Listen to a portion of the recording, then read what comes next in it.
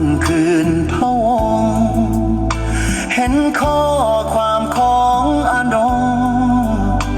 เจ้าส่งทางเมสเซนเจอร์อ้ายก็ลาวใต้เกิดอยู่ปากเซ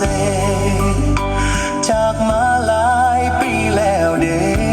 ใจบ่หันเพฮักเสเสมอบางคืนหลับฝันบางวันตื่นมาละเมอค่ำควรลำพันฝันเกิด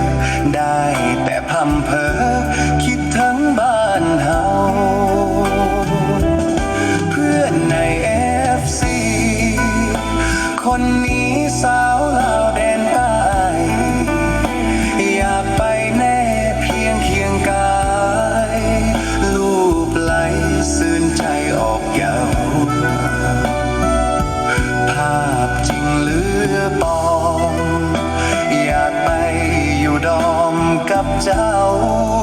ปลอดไฟงามหลายน้องสาวผิวพรรณผ่องขาวโสภางามดวงหน้า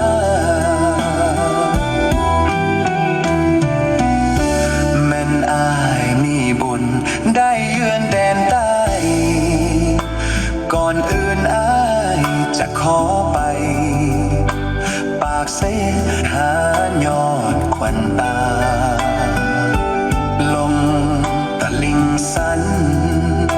พากันลอยลิ้นทารา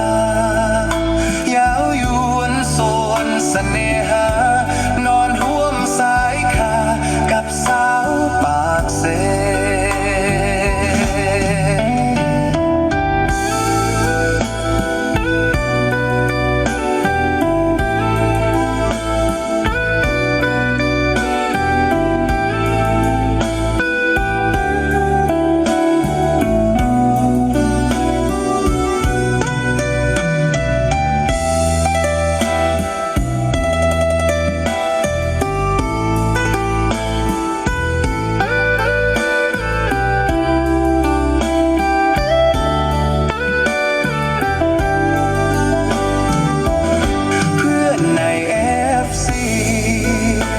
คนนี้สา